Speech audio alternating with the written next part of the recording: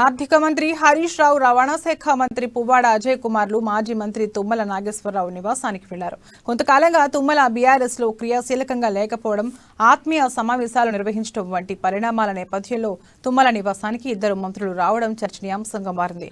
ఇదిలా ఉండగా సత్తుపల్లి ఎమ్మెల్యే సండ్ర వెంకట వీరయ్య ఇటీవల తుమ్మలను ఉద్దేశించి పరోక్షంగా విమర్శించిన సంగతి క్యాడర్ మరవకముందే ఇద్దరు మంత్రులతో కలిసి ఆయన కూడా తుమ్మల నివాసానికి వెళ్లడం విశేషం. ఇప్పటికే జిల్లా బీఆర్ఎస్ నాయకత్వం గందరగోళ పరిస్థితులు నెలకొనగా ఈ తాజా పరిణామం పార్టీ శ్రేణులను విస్మయానికి గురిచేస్తోంది. మంత్రులతో పాటు రాజ్యసభ సభ్యులు వద్ది రాజు రవిచంద్ర, అశ్వారావుపేట ఎమ్మెల్యే మెచ్చ నాగేశ్వరరావులు ఉన్నారు.